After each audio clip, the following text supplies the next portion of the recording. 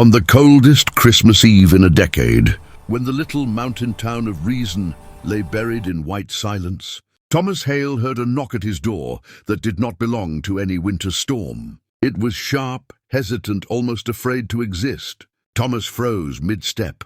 People didn't come to the outskirts of town, not at night, and especially not on Christmas Eve.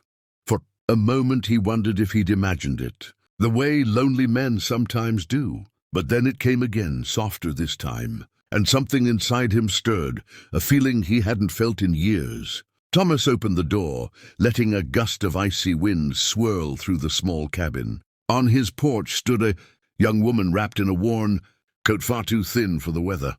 Snowflakes clung to her dark hair, her cheeks flushed from the cold, and in her arms she held a suitcase that looked older than she was. "I'm sorry," she said, her voice trembling. I think I'm lost." For a heartbeat, Thomas simply stared. This night had been hard enough. His first Christmas since the passing of his wife, Claire. The first holiday where he had to smile for his 7-year-old daughter. Lily, even when his heart refused to mend. And now a stranger. But there was something familiar in the woman's eyes. Not a memory, but a quiet ache, a reflection of his own. "Come inside," Thomas said, stepping aside. "No one should be out here in this cold." She entered with a visible shiver, her boots dripping melted snow. The warmth of the wood stove made her sigh in relief. "My name's Mira," she said after a moment. Her hands wrapped around the mug of tea Thomas offered. "I was trying to get to the next town, but the snow blocked the road. My car skidded off near the ridge. And then everything went dark." "You walked here from the ridge?" Thomas asked, astonished. "That's nearly 3 miles." She nodded lightly. "I followed the only light I saw." Thomas wasn't sure what to say to that. His cabin was the only home on this side of the mountain. It felt strange, almost meant to be. Little Lily peeked from behind the stairway, her eyes wide. "Daddy," she whispered, "is she an angel?" Mira smiled gently. "I'm afraid not, sweetheart." But Lily shook her head as if she knew better. Thomas invited Mira to stay the night. There was no other choice unless he meant to send her into a storm that could swallow a person whole. He prepared the spare room, while Mira helped Lily finish decorating the modest tree. From the doorway, Thomas watched the way Mira knelt to help the little girl place the last ornament. She was patient, soft, and carried a sadness she never spoke of. Yet she laughed when Lily told her stories, and the sound warmed a part of the cabin, and Thomas, that had felt empty for far too long. Over dinner, the truth finally spilled out, not forced, just gently unfolded. Mira had no family left. She'd grown up moving from place to place, never fitting, always surviving. Recently, she'd left a job and a life that had drained her spirit. She'd been driving with no real destination, just a hope that somewhere she might find a place where she mattered. "And then the snow trapped me here," she said quietly. "I'm sorry for the trouble." "It's not trouble," Thomas replied. Maybe you were meant to stop here." The words came out before he could think. Mira looked up, startled, but she didn't deny the possibility. Later that night, after Lily was asleep and the storm had settled into a gentle whisper, Thomas found Mira standing by the window, watching snow fall under the moonlight. "You said you followed the only light you saw," Thomas said. "This cabin isn't easy to spot from the ridge." She nodded.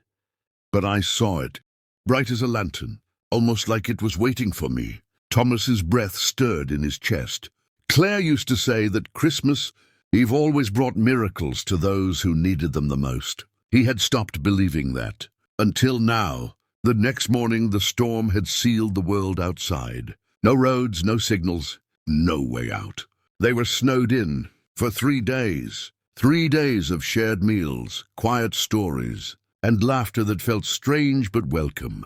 3 days where Thomas found himself smiling for reasons that had nothing to do with pretending for Lily. 3 days where Mira slowly unfolded like a frost-bitten flower, thawing in warmth, and Lily adored her. She pulled Mira into every game, every drawing, every silly little adventure through the cabin. It was clear Lily hadn't only lost a mother, she had lost a kind of light. But Mira brought that light back. On the 4th morning, help finally arrived. The roads would be cleared. Mira could leave. But she lingered by her suitcase, her shoulders heavy. "Thank you, Thomas, for everything. I didn't expect any of this." Thomas swallowed tightly. He wanted to ask her to stay, but what right did he have? They were strangers, yet it didn't feel like that. "Where will you go?" he asked quietly. She looked out the window at the vast, snow-covered world. "I don't know. Anywhere that feels like a beginning." Lily ran to her, hugging her waist. "Don't go," she whispered. "Please, Daddy is sad." "I'm sad. You make us not sad." Mira knelt, tears glistening in her eyes. "Sweetheart, I don't want to go, but I don't want to be a burden." Thomas stepped closer. He had spent a year hiding his pain, building walls so high even love couldn't climb them. But Mira had walked through a storm right to his door, not breaking the walls, simply melting them with kindness. "You're not a burden," he said, voice thick. "Mira, maybe you came here for a reason. Maybe we all needed something we didn't know how to ask for." She looked up at him, startled again, but this time there was hope in her eyes, real hope. Thomas took a breath, full of fear and courage all at once. "Stay, at least for a while, until you find what you're looking for. And if you decide that what you're looking for is here." Mira's answer wasn't a word. It was a shaky exhale, a trembling smile, and a tear that held more gratitude than sorrow. She stepped into his arms gently, hesitantly, as if afraid the moment might vanish. But Thomas held her with a certainty he hadn't felt in years. Lily wrapped her arms around both of them and giggled. "Daddy," she said, "I told you. She's the angel." Thomas laughed softly, pressing his cheek against Mira's hair. "She's the miracle I waited for," he whispered. Outside, the snowfall eased. The clouds parted and sunlight stretched over the mountains of reason, quietly, gently like a blessing. And in that small cabin on the edge of town, three hearts found something they thought they had lost forever. A new beginning, a second chance, a Christmas miracle.